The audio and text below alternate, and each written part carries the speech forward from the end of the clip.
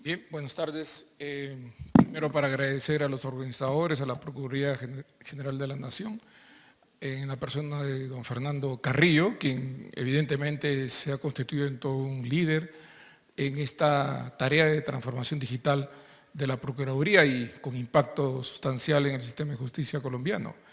Y dejar constancia de mi grata impresión sobre la participación de las diferentes entidades del Estado en este proyecto. Si el Estado no participa activamente en su conjunto, poca cosa podría lograrse de esta tarea, de esta titánica tarea de modificar el proceso judicial. Muy bien, agradecer también por la invitación y por la oportunidad que se me ha dado para compartir con ustedes la experiencia peruana. He traído algunas diapositivas para solamente hacer la referencia histórica y lo que viene en adelante en Perú. Bien, cuando queremos acceder al Poder Judicial a través de la tecnología informática, lo primero que hace el ciudadano en Perú es llegar a la página web del Poder Judicial. Esta es una página que ha sido creada hace ya 20 años sobre la base de un aplicativo de una antigüedad de 22 años aproximadamente. Antes, hace 22 años, las demandas y los escritos se registraban en unos libros grandes y la demanda se ingresaba en cada juzgado y se anotaba en ese libro, y cada escrito en adelante se anotaba en la hoja que corresponde a ese expediente. Entonces habían tomos gigantescos, grandes, de registros de los procedimientos judiciales, demandas y los escritos subsiguientes. Bueno, hace 22 años el Poder Judicial logró incorporar un aplicativo informático, una red interna, ¿no?, que nosotros conocemos como intranet, ¿no?, que los técnicos informáticos le llaman cliente-servidor. Bueno, en adelante todas las demandas y escritos pasaban a registrarse en este sistema, primero en Lima y luego a nivel nacional. Este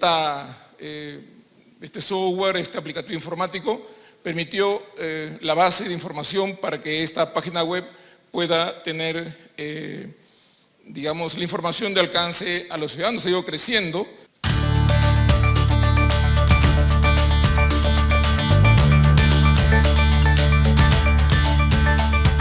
Este es uno de los aplicativos informáticos que se observan en la página web, luego lo explico.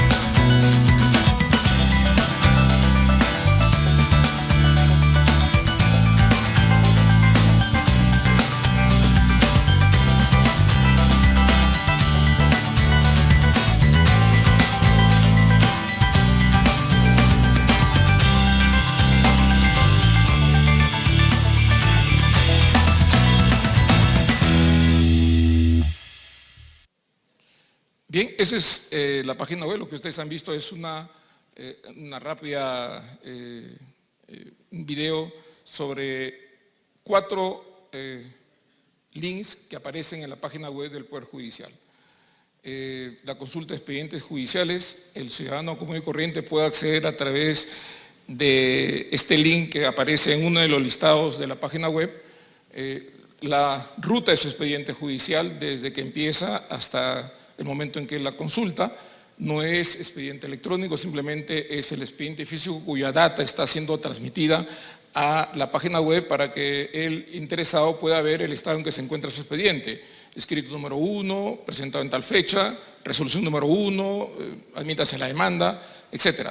Esta información impide que el litigante vaya al Poder Judicial a ver su expediente, porque el estado de su expediente lo puede verificar a través de esta consulta de expedientes judiciales. Este es un servicio que da el Poder Judicial de ya hace más de 15 años. Luego tenemos el SINOE, que es el Sistema de Notificación Electrónica. Esto se inició el año 2009. En realidad no era obligatorio el uso de la notificación electrónica, suponía la creación de una casilla electrónica creada por el propio Poder Judicial. El Poder Judicial generó en sus propias bases informáticas una casilla que se accedía a ella a través de este link, de este SINOE, y los abogados podían inscribirse, digamos, de manera gratuita, de una manera muy fácil, y podían recibir sus notificaciones en esta casilla electrónica.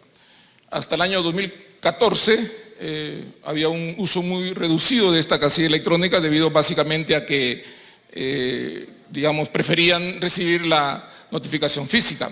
Pero en el 2014 se publicó una modificatoria de la Ley Orgánica del Poder Judicial que obligó a que se usaran las casillas electrónicas, estableciendo que las notificaciones electrónicas son de cumplimiento obligatorio y que todas las resoluciones que se notifiquen por esta vía tenían plena validez, menos los emplazamientos judiciales. Claro, obviamente los demandados no saben qué van a hacer o están siendo demandados y no tienen casilla establecida. Recién cuando le llega la demanda notificada se puede apersonar y señalar su casilla electrónica.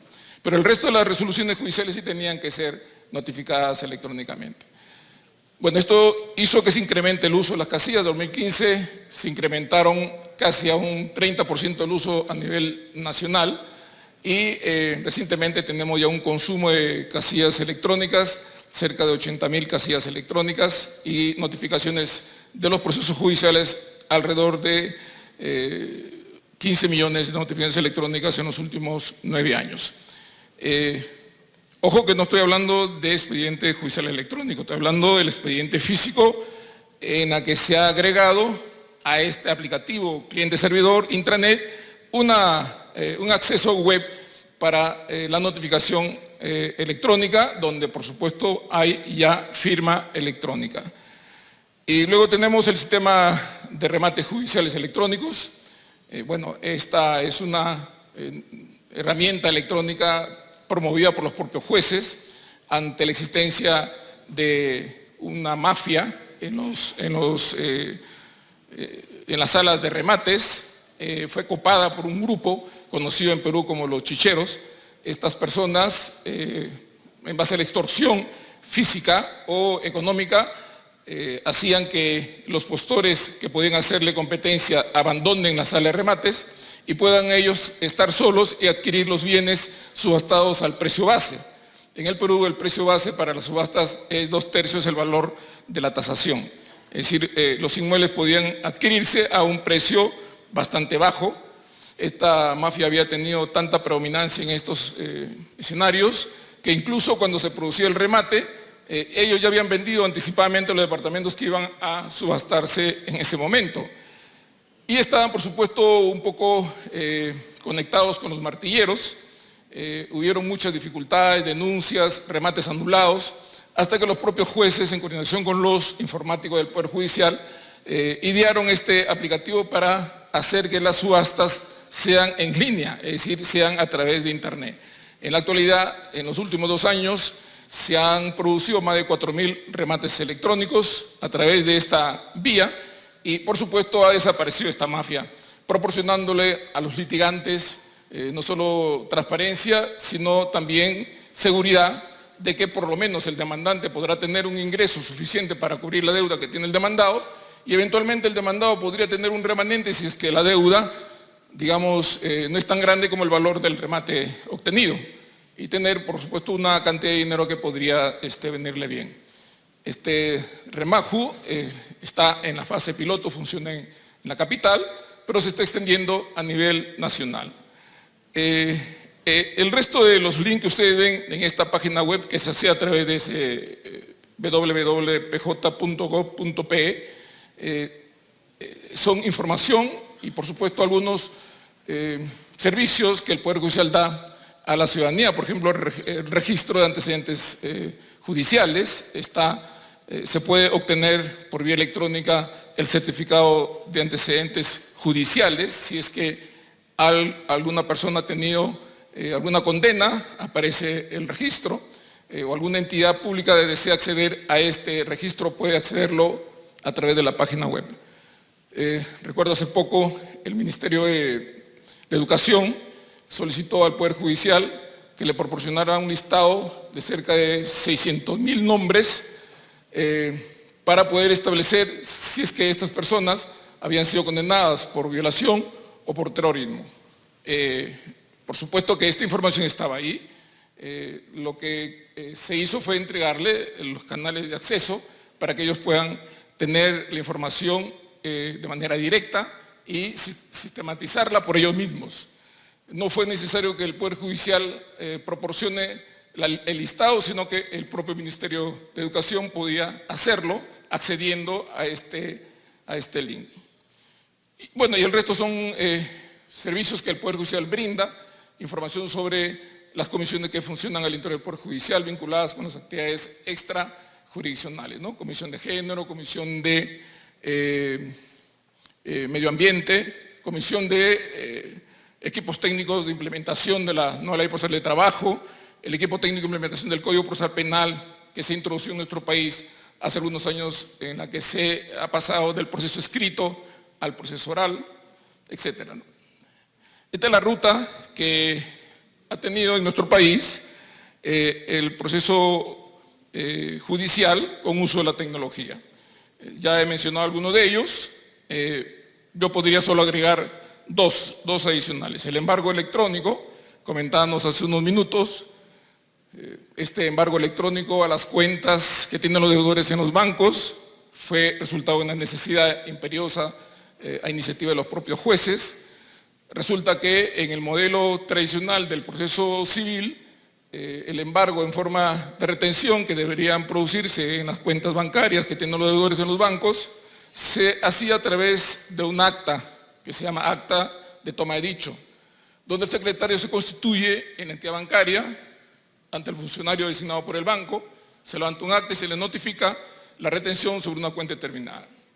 Los bancos ponían un funcionario en horas de la tarde, por 2 horas martes y 2 horas jueves, y los secretarios de los diferentes juzgados iban a los bancos a hacer las famosas tomas de dichos. A veces no alcanzaba, regresaban al día siguiente o a la siguiente semana, y por supuesto que este trámite engorroso hacía que los deudores se enteren fácilmente, y cuando se iba a trabar los embargos ya no encontraban suma alguna que embargar, ¿no? Entonces los jueces, en coordinación con los técnicos del Poder Judicial, se sentaron con los funcionarios de los bancos más importantes del Perú, 12 entidades financieras las más grandes, y técnicos de estos bancos y abogados, por supuesto, también, lograron luego de 6 meses de negociaciones construir un aplicativo común para que el juez desde su despacho pueda enviar una notificación al banco para que proceda a la retención de las cuentas que tuviera el deudor en ese banco y simultáneamente a los bancos que pudieran tener cuentas este deudor. Y en cosa de minutos el banco responde a través de esa misma vía informando la retención. Por supuesto que si son varios bancos los que hacen retención de la misma suma de dinero, el juez de inmediato desafecta de los otros bancos por la suma que excedía a la que es mandato del embargo. Se ha roto completamente esta famosa toma de dicho y la actividad jurisdiccional fluye mucho más dinámica, de manera más dinámica hacia los bancos para la retención de estas sumas de dinero. Igual ha sucedido con registros públicos, los jueces pueden enviar los partes judiciales al registro de propiedad para trabar embargo en forma de inscripción en los registros públicos de Lima o de cualquier parte del país. Este embargo en forma de inscripción en la propiedad inmobiliaria se hacía, por supuesto, con los famosos partes que son fotocopias certificadas por el secretario que la lleve el interesado y la introduce en la mesa de partes del registro público y podría demorar algunos días, ¿no?, entre que se emiten los certificados y se lleva al registro público. Ahora es posible que el juez pueda enviar por vía electrónica al registrador estos partes judiciales y el registrador pueda registrar en la propiedad correspondiente del deudor el embargo que sea dictado por el juez. Esta también es una manera de darle solución a algunas dificultades que se presentan en los procesos judiciales a raíz de las demoras o manipulaciones que pueden darse en la información que se tiene en sede judicial. El secreto es uno de los escenarios más dañinos, dañan la imagen del Poder Judicial y además causan perjuicio a los litigantes y se generan, por supuesto, círculos de corruptela porque la información que está secreta puede ser vendida en el mercado negro. Pero cuando esta es transparente y se puede acceder a ella de manera virtual, se elimina el secreto y se hace el procedimiento transparente. Y el otro es el registro biométrico, control biométrico de procesados y sentenciados libres. Bueno, seguramente que acá en Colombia o en cualquier otro país, los procesados pueden seguir el juicio libres, con comparecencia, se dice en el proceso penal. O los condenados podrían su pena cumplirla libremente, en el sentido que no están recluidos. Bueno, pero para ambos el juez impone reglas de conducta que vayan a firmar todos los meses para verificar que efectivamente no se han fugado. Bueno, teníamos en Lima cerca de 49,000 personas como estas, que todos los meses iban a los 49 juzgados a firmar a fin de mes en la puerta, en la secretaría, la mesa de partes de cada juzgado. Eran hordas que pasaban fin de mes a través de los pasillos de los despachos para firmar en un libro que tenía una persona que es funcionario de ese juzgado y claro, con la cantidad grande de personas simplemente firmaban en el cuaderno, a veces personas distintas, a veces se ponían al día de los meses atrasados o adelantaban firmas de meses subsiguientes, porque de eso solo se enteraba el que manejaba el cuaderno.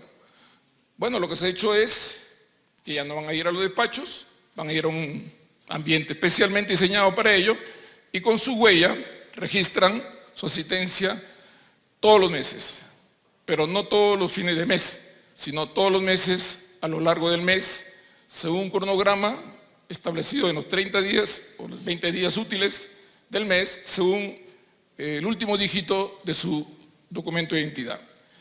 Quiere decir que ya es más ordenado, no se demora más de un minuto, el control a través de la huella, y de esa manera se alivió completamente a los despachos judiciales de este trámite que además de riesgoso, porque no había un control efectivo y además que era sujeto a temas de corrupción, de manera que podía hacerse de modo ágil, transparente, cerrando ese círculo de corruptela pernicioso en ese escenario del juzgado. Bueno, en el 2017 se inicia el expediente judicial electrónico. En realidad, la propuesta del expediente judicial electrónico en nuestro país viene de algunos años atrás, pero no se ha implementado porque siempre se ha esperado que se tenga todo ya listo, preparado, financiamiento, que todos los trabajadores, jueces y abogados estén mentalizados con el uso de la tecnología en los procesos judiciales y obviamente que eso era casi imposible lograrlo rápidamente.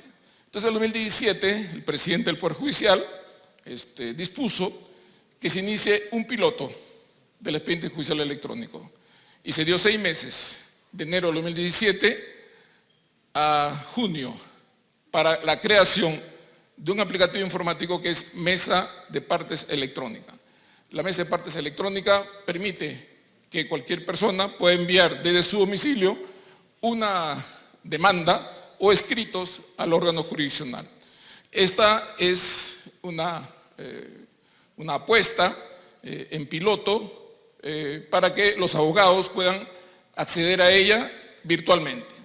Pero como sabemos, Esto supone, por supuesto, no solo una mentalización, sino una preparación y capacitación de los abogados. Se dijo que esa era una opción, y la opción que se abría perfectamente para cualquier ciudadano es que podían llevar sus escritos físicamente a las mesas de parte de los juzgados, y una vez que se recibe por el funcionario de la mesa de partes, lo digitaliza. Le devuelve el escrito, nada queda al interior del Poder Judicial, y esto aparece ya en la pantalla del juez. El juez puede empezar a trabajar el expediente a partir del acceso que le permite la digitalización de sus escritos en su pantalla. Muy bien, pero es posible también que se envíe por vía electrónica. Es cierto, no se ha utilizado masivamente la vía electrónica para el acceso a los escritos y de las demandas, pero cada vez se incrementa el uso.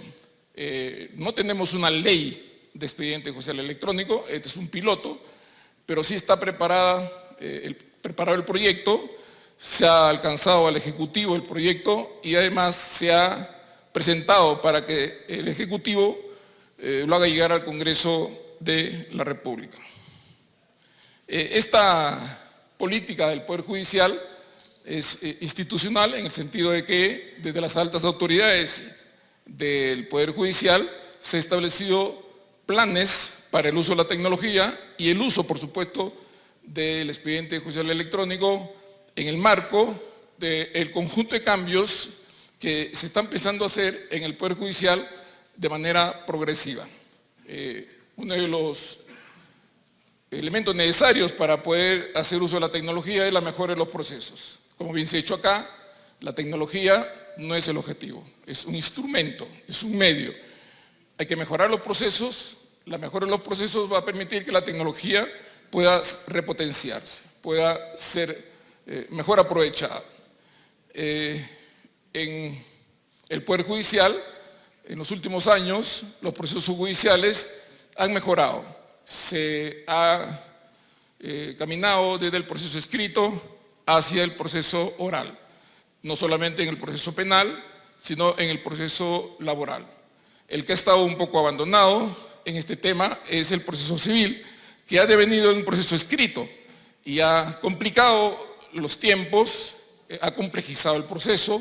El proceso escrito es un proceso farragoso, pernicioso porque no permite el control por el juez de la marcha y la dinámica del proceso, y los jueces en los últimos meses han decidido dejar el proceso escrito y enrumbarse al proceso oral para prepararse en el acceso hacia el expediente judicial electrónico, que es el uso de la tecnología. Esto supone una reformulación de los despachos judiciales. En estos procesos donde el juicio se impulsa usando la oralidad, los despachos judiciales se han reformulado. Se ha abandonado el despacho tradicional, donde el juez cumple el rol de administrador y gestiona los recursos humanos de su juzgado, 14 personas, a un sistema corporativo donde las funciones de administración son abandonadas por el juez y se dejan a cargo de un administrador.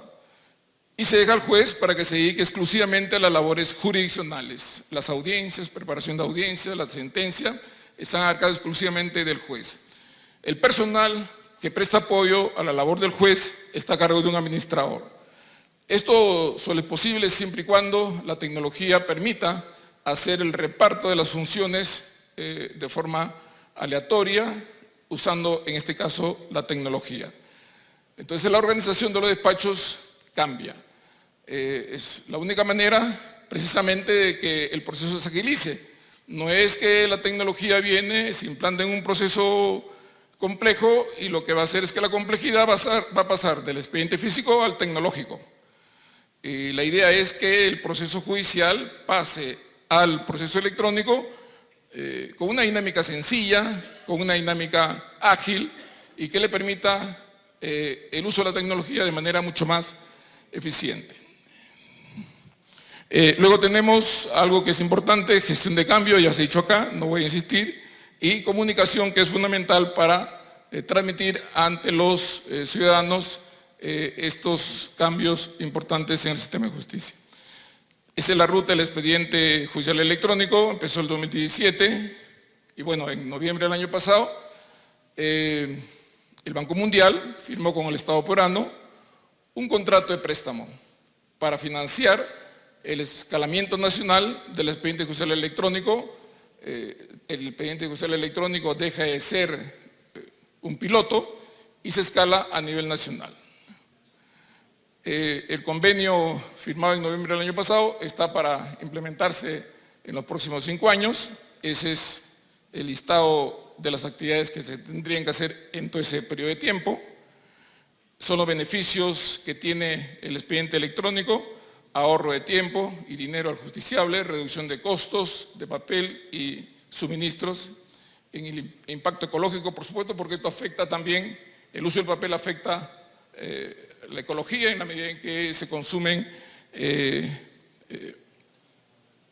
árboles para hacer este papel. Transparencia de los actos procesales, tiempo de atención jurisdiccional se hacen mucho más eficientes. La comunicación y tramitación de los procesos es mucho más ágil, etc. Tenemos 88 órganos jurisdiccionales involucrados en el expediente electrónico en piloto. 136.000 expedientes judiciales en el piloto son electrónicos. No hay uso de papel en ninguno de esos expedientes. Todos son electrónicos. Han llegado a la Corte Suprema expedientes electrónicos y actualmente tenemos ocurrido desde el año 2017 a la fecha, hay una cantidad muy grande de expedientes electrónicos ejecutados. Decíamos hace un momento, se han dejado de talar 11.000 árboles, 88.400 millones de hojas de papel se han dejado de utilizar. Lo que viene en el futuro, y con esto termino, tengo tarjeta roja ahí, es el uso de la inteligencia artificial. En realidad, el uso de la inteligencia artificial no se ha dado aún en el Perú, es un reto para nosotros, probablemente esto se haga con el escalamiento nacional y con el financiamiento del Banco Mundial. Para la demanda se piensa en un chatbot para que pueda el justiciable, el juez, a través de un mecanismo de comunicación oral, el equipo, la máquina le responde si es que ha cumplido los requisitos de la demanda o no. Fácilmente la persona que presenta una demanda puede imprimir o presionar un botón y el equipo le va a responder si cumple los requisitos de la demanda. Por supuesto, esto está sujeto a que el juez finalmente lo verifique, si cumple o no los requisitos. Luego, para la etapa de calificación propiamente dicha, hay un asistente digital de revisión de los documentos, ya no la demanda misma, sino los documentos con que se acompañan, y los elementos para calificar algunos instrumentos que pudieran haberse acompañado de manera similar en ese proceso que en otros procesos judiciales presentados ante los órganos jurisdiccionales. En el trámite del proceso, análisis de audio y de video en los procesos orales, videoconferencias que permitirían también un registro mucho más eficiente de las actuaciones judiciales, y finalmente, cuando el juez va a sentenciar, podría tener un buscador de jurisprudencia y de doctrina respecto al caso que va a resolver. Podría incluso imprimir parte de la sentencia, la parte positiva, reservando para el juez la parte considerativa, y podría incluso hacer una consulta, una prognosis del resultado a través de un aplicativo, por supuesto con algoritmos e información que pudiera almacenarse de manera abundante de jurisprudencia y doctrina, en el sentido de que el resultado del proceso podría tener determinado sentido de su fallo. Y finalmente, y con esto termino, el préstamo del Banco Mundial ha obligado al Poder Judicial a crear una Comisión Nacional de Gestión e Innovación Tecnológica que va a plantear una reforma integral del Poder Judicial, no solamente en el proceso mismo, sino en el propio gerenciamiento del Poder Judicial. Cambios en el soporte de la gestión administrativa, reorganización de los despachos judiciales y, por supuesto, el proceso judicial en sí mismo a través de la ruta del expediente judicial electrónico. ¿Cuáles son las tareas que vienen adelante?